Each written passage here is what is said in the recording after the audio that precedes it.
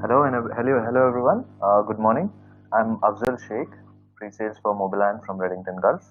So today I'd be talking about securing access to emails and shared files using MobileIron. Right.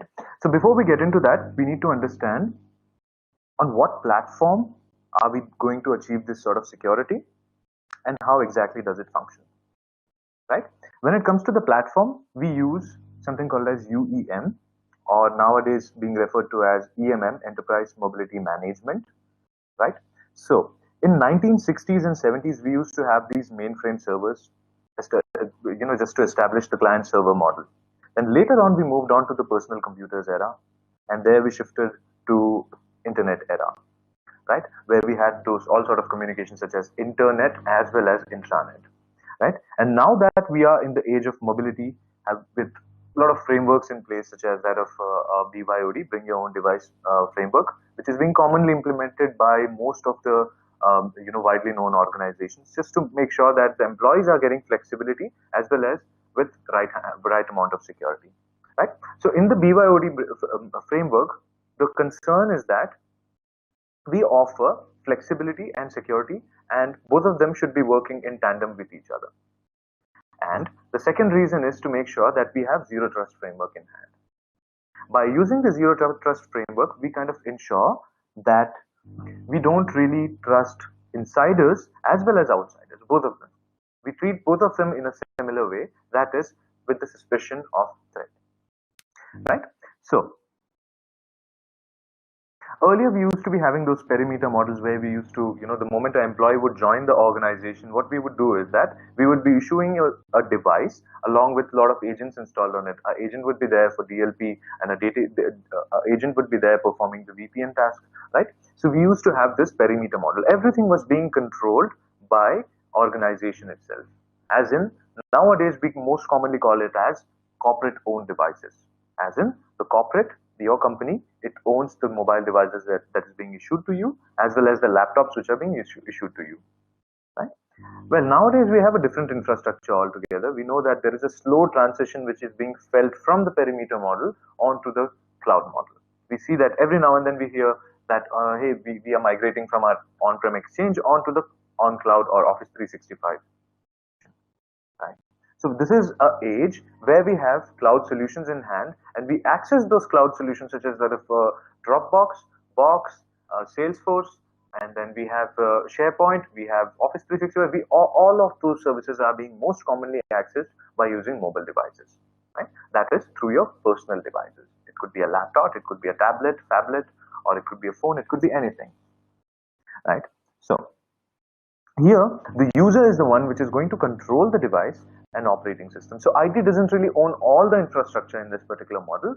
It's like providing you the security, whereas you are getting in the device to perform your daily tasks, right? Now, when it comes to basic functionality of a typical EMM solution, what happens is that the moment you get your device in hand, right, it could be, let's assume that's an Android phone, right? So what you do is that you request your organization for an access to local resources, right? So you're being sent an email, which invites you to enroll your phone onto your company's UEM solution. That could be Intune, that could be MobileIron, or any other solution, right? So the moment you enroll your device, what happens is that all the applications which are being assigned to you or delegated for you, you get access to all of them. You could choose to have a silent install on them, or you could just choose to publish those applications in your customized enterprise app store. You get to have all the content. To be more specific, let's say that all of your company's content is being, not all of them, or you could just say that the content which you are supposed to be accessing, let's say that it is being stored on some CIFS repository, or it is being stored on SharePoint, etc. So all those configurations are being pulled down from the MobileIron core. That's the server which is responsible for fetching the configurations. Right? You get access to all the content. And finally, you get to have the DLP controls in place. With the DLP controls in place, you can frame a policy saying that inside the data, or you could say inside that application which is going to populate the data or fetch the data from the MobileIron core, right? You shouldn't be allowed to take any sort of a screenshot, or copy paste operations should be strictly prohibited. Right? With this sort of access, you're getting flexibility to work on your devices, whereas you have the right amount of security to make sure that your company's network is not really rogued out. Right.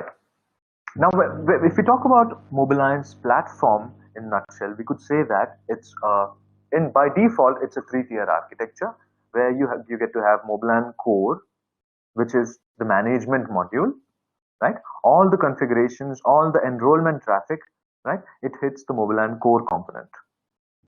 And the second tier is the MobileIron Sentry, which is the access component. So the moment you access any sort of a resources which is being published through the MobileIron Core, right? What happens is that your traffic would pass through the Sentry, and Sentry is going to apply its own security checks and then let you access the resource which you intend to access.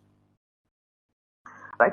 Most commonly used applications to do this is apps at work, that is to access the applications that is being published, email plus to access the emails that you have, corporate emails. It could be on-prem Exchange or it could be Office 365 as well, irrespective of that. Right. So then you get to have docs at work. This is to make sure that your document, all your repositories or all the documents which you're downloading, be it from email plus, be it from any sort of a container, right? It gets downloaded and stored onto docs at work. So as to make sure that your corporate space isn't really interacting with the personal space. Then you get to have web at work. Web at work is a secure web browser which you can use to access the internal resources as well. We'll talk about how it does that in a shorter while. Right. Then you get to have help at work. So help at work will be using it when, let's say that your user lands across any sort of a trouble, right? Let's say he is not able to access the resource which he intends to access. So what he can do is that he can possibly raise a ticket with the support administrator, and support administrator can possibly take a remote off that particular mobile phone to perform its own troubleshooting, right? Using the help at work component. Finally, you get to have MobileIron Tunnel in place, which is the VPN client, right? This is just like any other VPN client which you can use. Right? If we dig down more into how exactly the secure emails work, so we can say that generally we use two sort of models. First model being App Connect model, and the second model being Android Enterprise, which is being viral these days. So most commonly when it comes to implementation these days, since the past 1 year, you could say Android Enterprise model is the one which is being used. So the main difference between Android App Connect model and Android Enterprise model is that Android App Connect model is nothing. It's just the application which is wrapped with MobileIron's wrapper. And the moment you wrap an application with MobileIron's wrapper, you get to enforce policies such as that of DLP plus App Tunnel. Right. DLP, you must be very well versed with that. You get to have restrictions such as that of screenshot restrictions, screen sharing, Bluetooth sharing, and copy-paste restrictions, etc. Whereas in the case of App Tunnel, what happens is that the moment you click on that application, it performs a SSL handshake with the Sentry server. On performing the handshake with the Sentry server, they negotiate on the best and the most secure cipher suite, which both of them agree on, right? And then they start communicating using those cipher suites, right? So this is the model number one, that is your App Connect model. And now, when it comes to Android Enterprise, what happens is that you get to have, the moment you enroll your device, you get to have two spaces. One is going to be your personal space, in which all your pre-existing applications prior to enrollment would be stored, right? And the second one would be your workspace, that is your corporate container. That will be the containerized store where you'll be having all the applications which your MobileIron administrator must have pushed at the time of provisioning, right? So in that case, you apply the DLP controls such as screenshot restriction and that of your copy-paste restriction on the Android Enterprise container itself. So inside the container, you cannot take screenshots, or you cannot really take any sort of a copy-paste operation. You will not be able to do all those, right? And secondly, if you were to form a VPN tunnel, you'll be leveraging the MobileIron tunnel. You can configure the tunnel to be always on. The moment you open the work profile, your VPN tunnel would be turned on. And this is not to be worried. This is not really going to consume much of your RAM or performance. It's not really going to have any sort of impact. Right. So when it comes to having docs at work, that is the document sharing repository, right? Again, we have two models in here. Either we can go for App Connect model or we can go for Android Enterprise model. In the case of your App Connect model, what happens is that your Docs at Work itself is a containerized application, just like that of your Email Plus in the case of Android App Connect. The moment you click on Docs at Work application, it would form a SSL handshake with your MobileIron Sentry. They both agree on the best cipher suites, and once they have agreed on the best cipher suites, they start exchanging the information on the basis or by using the ciphers which have been negotiated upon.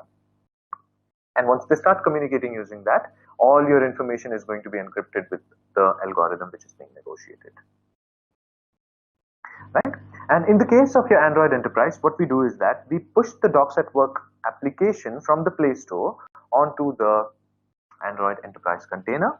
And once we do so, you get to have all sort of restrictions on the container itself, not on the application layer. That's when you apply the restrictions on your container, that indirectly kind of applies the restrictions on your application as well. Right? And secondly, if you were to, let's say that, access any of the internal resources, again, you will have to leverage MobileIron tunnel. So you need to mention the app ID of the Docs at Work in the MobileIron tunnels configuration. And once you do so, every time when you're accessing Docs at Work, your MobileIron VPN tunnel will be triggered, and then you'll be able to access the end resources seamlessly without having to turn it on and off over and again. Right? So now we need to be sure about one thing here, that when it comes to iOS, there is no Android Enterprise, because your iOS is a different platform and Android Enterprise is strictly for Android devices only. So in the case of iOS, we always go for App Connect model.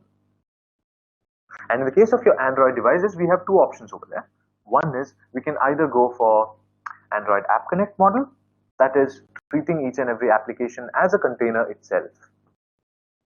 And secondly, we can go for Android Enterprise, where you form a separate profile inside that of your mobile phone, right? That profile itself acts as a container. So generally, even if the application itself is acting as a container, or if you're forming the same a profile as a container, right? What happens is that you form a space inside of your mobile phone, right? And then certain chunk of your RAM, certain chunk of your memory gets allocated to each and every containerized application or your containerized work profile. So always your work profile or your containers will be operating independently of your personal workspace. Right? As in, let's say there is an interrupt flag is being raised by the microprocessor that is common to both of them, which is obviously very common, right? So let's say an interrupt is being raised. So the interrupt raised by the personal profiles would be totally different from the interrupt raised by the corporate profile or containerized application. Right? So in a nutshell, both of them would be acting independently of one another. Right. So as an example, let me take you to the core component.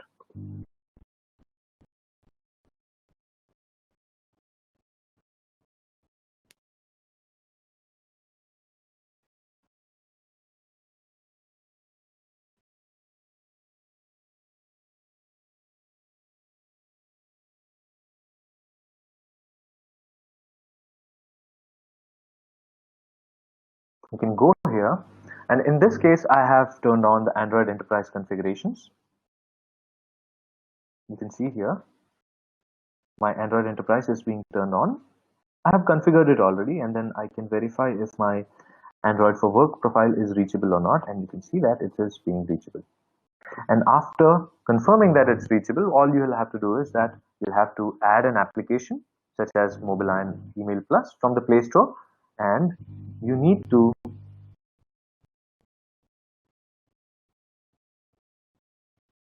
turn on install this for Android Enterprise. And once you do so, you can turn on all these features which are optional, as in silent install or blocker install, quarantine the app when the device is quarantined, and you can allocate the default configurations here. Automatically it will pass the email, the email which I'm using for the enrollment to Mobile at Work. It will be passed as the email field onto your MobileIron Email Plus application. And Exchange host is going to be outlook.office365.com. And let's say that if you're using on-prem, you can configure this to be, let's say, webmail.xxx.com. That XXX could be your company, right? And then you can mention the user ID along with the password.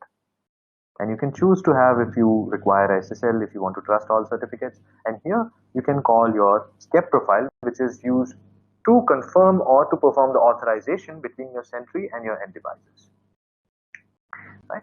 And then you can choose to export all contacts, allow logging, etc. All these are add-ons which you can add. And then all you need to do is save. And in the services section, you can access your Sentry, and then you can frame a rule saying that if there is any attachment which is being downloaded from my Android Email Plus, right, open that in secure email. You can choose to have attachment control feature here. And once you choose to have that, if we look at the experience over here,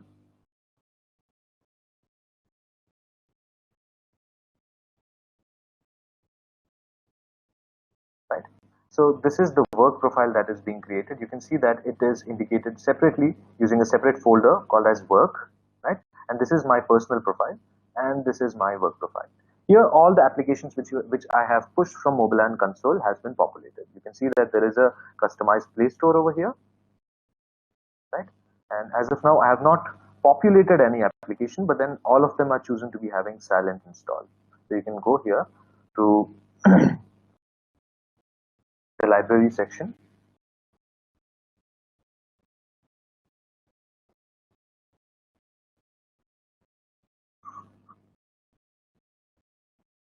It's taking a little while, so I'll click on installed, and you can see that all the applications which we have installed from MobileIron Play Store are being listed out here, right? So if I go back here, and you can see that MobileIron Email Plus has been extracted, and then all the mails have populated here automatically. You can see here, these are the emails, right? And all the tasks which I might have created, you can see that I have created one single task. It has populated here automatically. It's going to fetch all the details from your ActiveSync or your Office 365. All the contacts,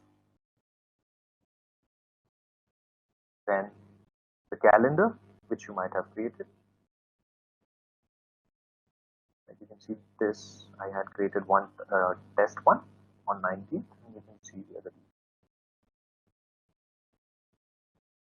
It has been populated now, right? So if you go back here, you can choose to turn on the MobileIron tunnel, but I have turned it on now. So you can see here, it's able to connect to my single sign-on component. That's my MobileIron access, and it's able to connect to my Sentry as well, right? And then I have integrated my DocSet work with SharePoint. So if I go back to my apps,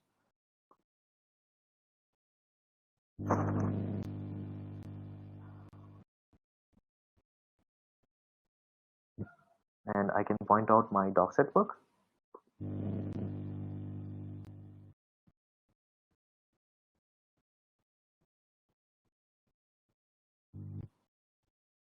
Having done the same configurations as that of your Email Plus, such as your install this application for Android Enterprise, silent install, etc.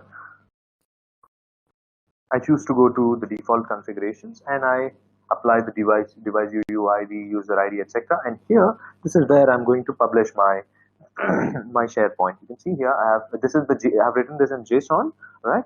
And then you can see the domain I have chosen it to be SharePoint, and then I have named my site to be MobileIron NIC demo, and priority I have set it to something, right? And all these details I have done it using by following a syntax, and you can see that this is my SharePoint URL, Redington Gulf MobileIron.sharepoint.com, right? So after having done all these configurations, I have also allocated a watermark called as Redington Gulf, just to print a watermark of mine onto the documents, whatever I'm downloading, right? So henceforth, whenever I go to, let's say, my Mail Plus, and I try downloading an attachment, right? So I'm going to close all the applications,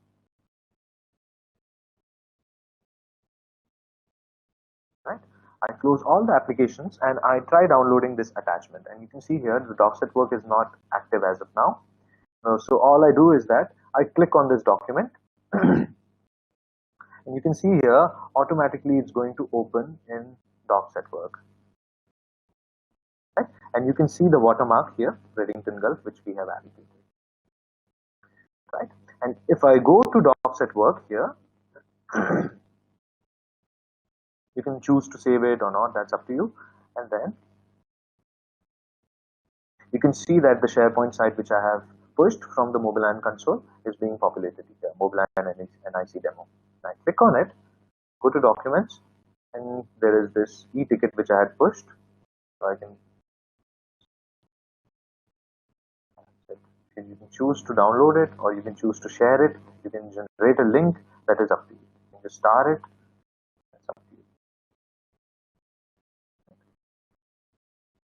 So this is how you can make your docset work being integrated with your SharePoint repository, or else if you want you can just configure in such a way that every time you open an attachment from your email, it gets populated in the MobileIron docset work application, right?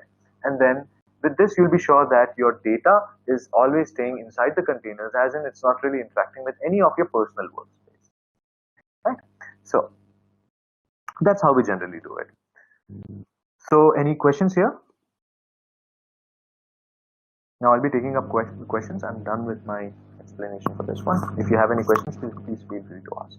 Right. So if you guys have any other questions related to MobileIron or related to the topic which we had discussed today, you can always write back to us later on or at any point of time, and then we'll be more than happy to help you out. So with this, it brings us to the end of this webinar. Thank you very much for joining. Have a great day.